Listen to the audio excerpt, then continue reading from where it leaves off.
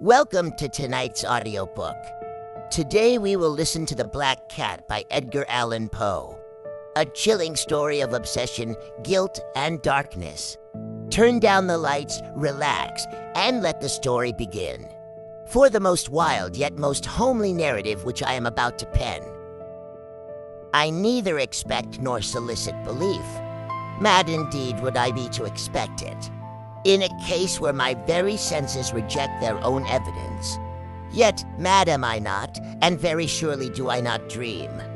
But tomorrow I die, and today I would unburden my soul. My immediate purpose is to place before the world, plainly, succinctly, and without comment, a series of mere household events. In their consequences, these events have terrified, have tortured, have destroyed me.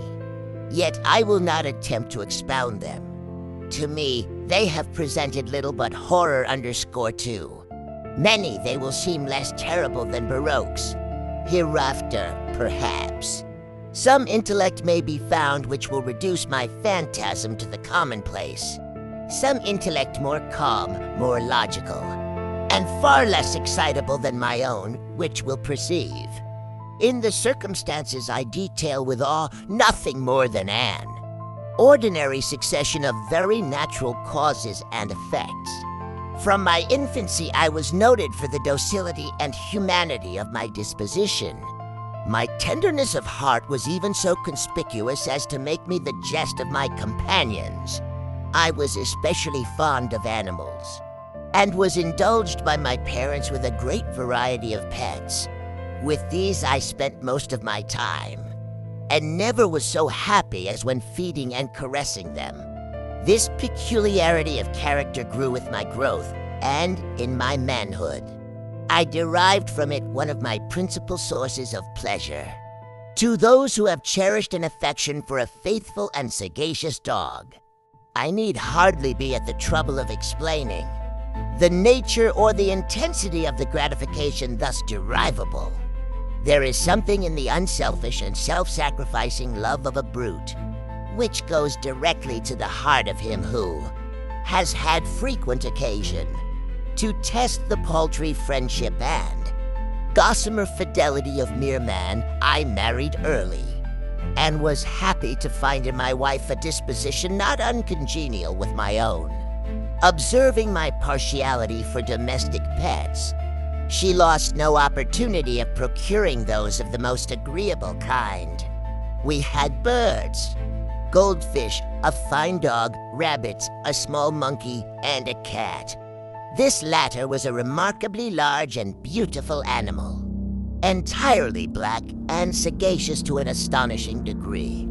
In speaking of his intelligence, my wife, who at heart was not a little tinctured with superstition, made frequent allusion to the ancient popular notion, which regarded all black cats as witches in disguise.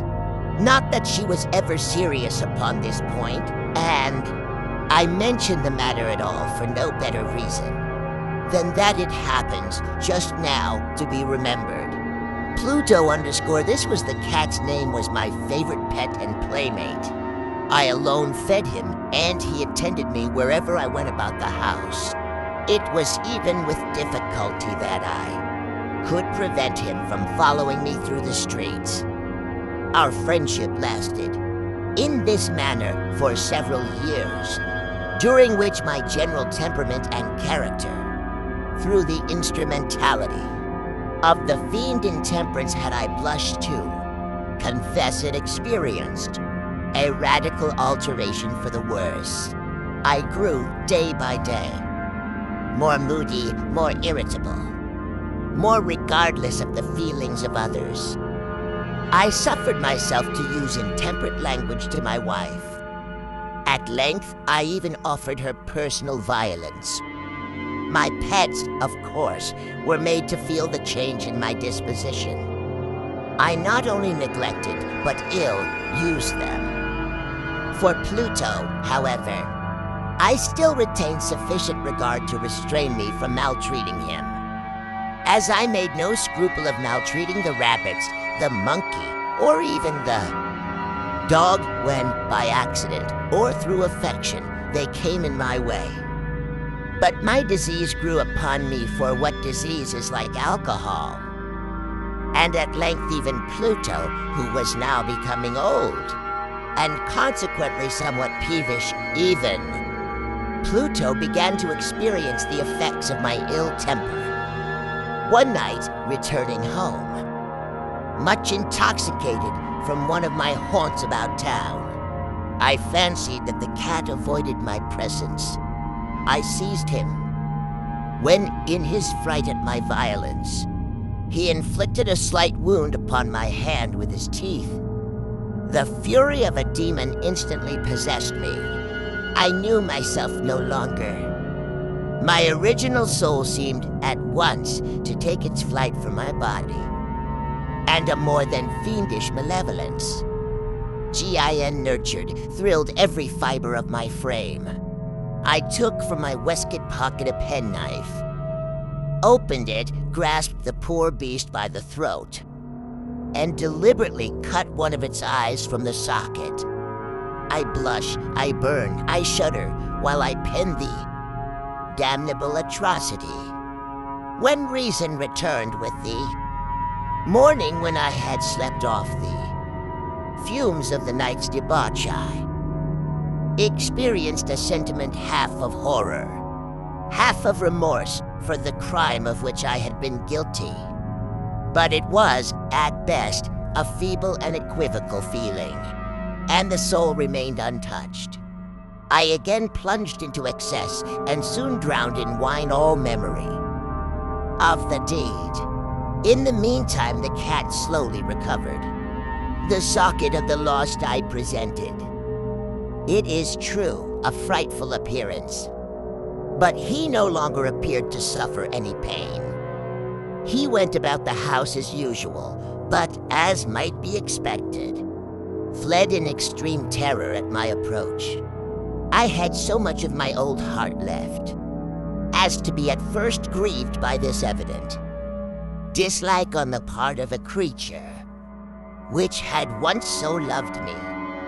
But this feeling soon gave place to irritation, and then came, as if to my final and irrevocable overthrow, the spirit of perverseness of this. Spirit philosophy takes no account. Yet I am not more sure that my soul lives than I am that perverseness is one of the primitive impulses of the human heart, one of the indivisible primary faculties, or sentiments which give direction to the character of man, who has not 100 times found himself committing a vile or a stupid action, for no other reason than because he knows he should not. Have we not a perpetual inclination, in the teeth of our best judgment, to violate that which is law, merely because we understand it to be such? This spirit of perverseness, I say, came to my final overthrow. It was this unfathomable longing of thee, so to vex itself to offer violence, to its own nature to do, wrong for the wrong's sake only, that urged me to continue and finally to consummate the injury I had inflicted upon thee, unoffending brute. One morning, in cold blood, I slipped a noose about its neck and hung it to the limb of a tree. Hung it with the tears streaming from my eyes, and with the bitterest remorse at my heart. Hung it because I knew that it had loved me, and because I felt it had given me no reason of offense. Hung it because I knew that in so doing I was committing a sin, a deadly sin that would so jeopardize my immortal soul as to place it, if such a thing were possible, even beyond the reach of the infinite mercy of the most merciful and most terrible God, on the night of the day on which this most cruel deed was done. I was aroused from sleep by the cry of fire. The curtains of my bed were in flames. The whole house was blazing. It was with great difficulty that my wife, a servant, and myself made our escape from the conflagration. The destruction was complete. My entire worldly wealth was swallowed up, and I resigned myself thenceforward to despair. I am above the weakness of seeking to establish a sequence of cause and effect between the disaster and the atrocity. But I am detailing a chain of facts and wish not to leave even a possible link imperfect. On the day succeeding the fire, I visited the ruins. The walls, with one exception, had fallen in. This exception was found in a compartment wall, not very thick, which stood about the middle of the house, and against which had rested the head of my bed. The plastering had here, in great measure, resisted the action of the fire, a fact which I attributed to its having been recently spread. About this wall a dense crowd were collected, and many persons seemed to be examining a particular portion of it with very minute and eager attention. The words strange, singular, and other similar expressions excited my curiosity. I approached and saw, as if graven in bas-relief upon the white surface, the figure of a gigantic cat. The impression was given with an accuracy truly marvelous. There was a rope about the animal's neck. When I first beheld this apparition, for I could scarcely regard it as less, my wonder and my terror were extreme. But at length reflection came to my aid. The cat, I remembered, had been hung in a garden adjacent to the house.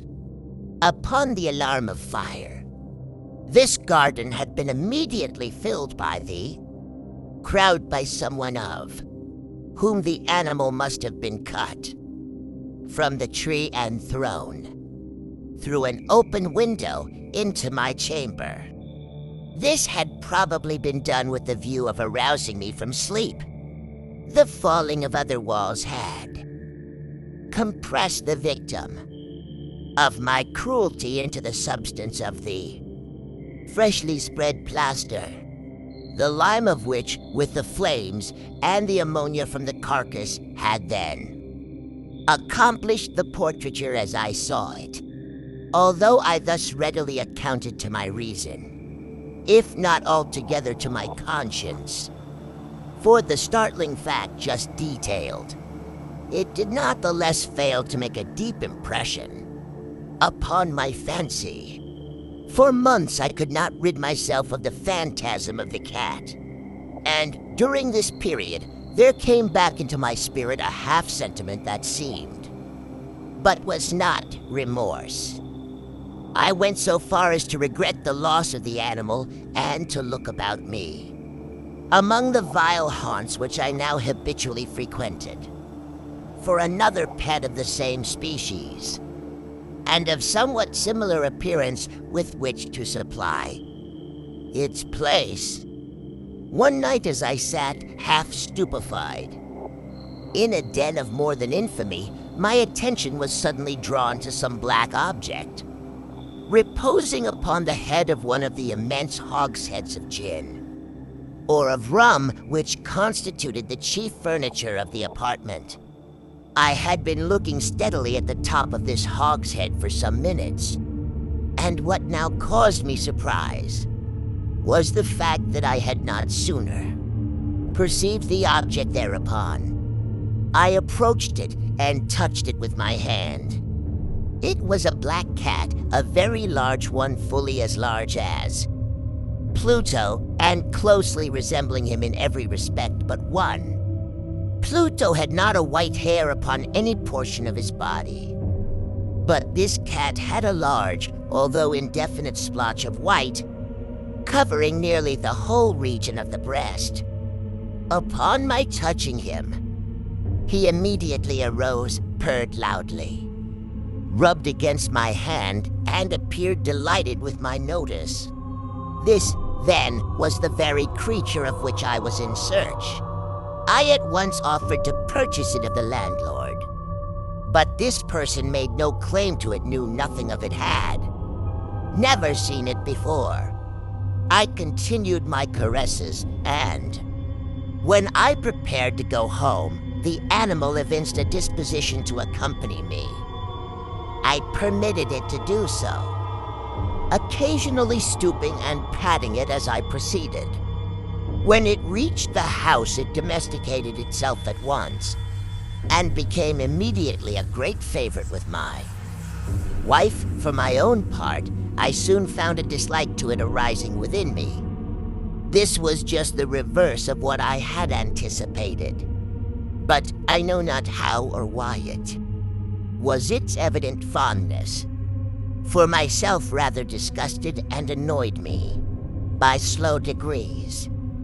These feelings of disgust and annoyance rose into the bitterness of hatred. One avoided the creature, a certain sense of shame, and the remembrance of my former deed of cruelty, preventing me from physically abusing it. I did not, for some weeks, strike or otherwise violently ill-use it.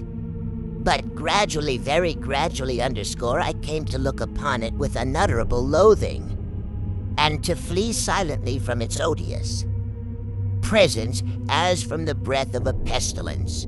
What added, no doubt, to my hatred of the beast was the discovery, on the morning after I brought it home, that, like Pluto, it also had been deprived of one of its eyes. This circumstance, however, only endeared it to my wife, who, as I have already said, possessed in a high degree that humanity of feeling which had once been my distinguishing trait, and the source of many of my simplest and purest pleasures. With my aversion to this cat, however, its partiality for myself seemed to increase. It followed my footsteps with a pertinacity which it would be difficult to make the reader comprehend. Whenever I sat, it would crouch beneath my chair, or spring upon my knees, covering me with its loathsome caresses. If I arose to walk, it would get between my feet and thus nearly throw me down, or, fastening its long and sharp claws in my dress, clamber in this manner to my breast. At such times, although I longed to destroy it with a blow, I was yet withheld from so doing, partly by a memory of my former crime, but chiefly let me confess it, at once by absolute dread of the beast. This dread was not exactly a dread of physical evil, and yet I should be at a loss how otherwise to define it. I am almost ashamed to own, yes. Even in this felon's cell, I am almost ashamed to own that the terror and horror with which the animal inspired me had been heightened by one of the merest chimeras it would be possible to conceive. My wife had called my attention, more than once, to the character of the mark of white hair of which I have spoken, and which constituted the sole visible difference between the strange beast and the one I had destroyed. The reader will remember that this mark, although large, had been originally very indefinite, but by slow degrees nearly imperceptible, and which for a long time my reason struggled to reject as fanciful, it had at length assumed a rigorous distinctness of outline. It was now the representation of an object that I shudder to name, and for this, above all, I loathed and dreaded, and would have rid myself of the monster had I dared. It was now, I say, the image of a ghastly thing of the gallows. Oh, mournful and terrible engine of horror and of crime, of agony and of death. And now was I indeed wretched beyond the wretchedness of mere humanity, and a brute beast whose fellow. I had contemptuously destroyed a brute beast to work out for me. A man fashioned in the image of the high God underscores so much of insufferable woe. Alas, neither. By day nor by night knew I the blessing of rest any more. During the former the creature left me no moment alone, and in the latter I started hourly from dreams of unutterable fear to find thee, hot breath of the thing upon my face, and its vast weight an incarnate nightmare that I had no power to shake, oft incumbent eternally upon my heart, beneath the pressure of torments such as these. The feeble remnant of the good within me succumbed. Evil thoughts became my sole intimates, the darkest and most evil of thoughts. The moodiness of my usual temper increased to hatred of all things and of all mankind, while from the sudden, frequent, and ungovernable outbursts of a fury to which I now blindly abandoned myself, my uncomplaining wife, alas, was the most usual and the most patient of sufferers. One day she accompanied me upon some household errand into the cellar of the old building which our poverty compelled us to inhabit. The cat followed me down the steep stairs, and nearly throwing me headlong, exasperated me to madness, uplifting an axe, and forgetting in my wrath the childish dread which had hitherto stayed my hand, I aimed a blow at the animal, which, of course, would have proved instantly fatal had it descended as I wished. But this blow was arrested by the hand of my wife, goaded by the interference into a rage more than demoniacal. I withdrew my arm from her grasp and buried the axe in her brain. She fell dead upon the spot without a groan. This hideous murder accomplished, I set myself forthwith, and with entire deliberation, to the task of concealing the body. I knew that I could not remove it from the house, either by day or by night, without the risk of being observed by the neighbors. Many projects entered my mind. At one period, I thought of cutting the corpse into minute fragments and destroying them by fire. At another, I resolved to dig a grave for it in the floor of the cellar. Again, I deliberated about casting it in the well in the yard, about packing it in a box, as if merchandise with the usual arrangements, and so getting a porter to take it from the house. Finally, I hit upon what I considered a far better expedient than either of these. I determined to wall it up in the cellar, as the monks of the Middle Ages are recorded to have walled up their victims. For a purpose such as this, the cellar was well adapted. Its walls were loosely constructed, and had lately been plastered throughout with a rough plaster, which the dampness of the atmosphere had prevented from hardening. Moreover, in one of the walls was a projection, caused by a false chimney or fireplace, that had been filled up and made to resemble the rest of the cellar. I made no doubt that I could readily displace the bricks at this point, insert the corpse, and wall the whole up as before, so that no eye could detect anything suspicious. And in this calculation I was not deceived. By means of a crowbar I easily dislodged the bricks, and, having carefully deposited the body against the inner wall, I propped it in that position, while with little trouble I relaid the whole structure as it originally stood, having procured mortar, sand, and hair. With every possible precaution, I prepared a plaster which could not be distinguished from the old, and with this I very carefully went over the new brickwork. When I had finished, I felt satisfied that all was right. The wall did not present the slightest appearance of having been disturbed.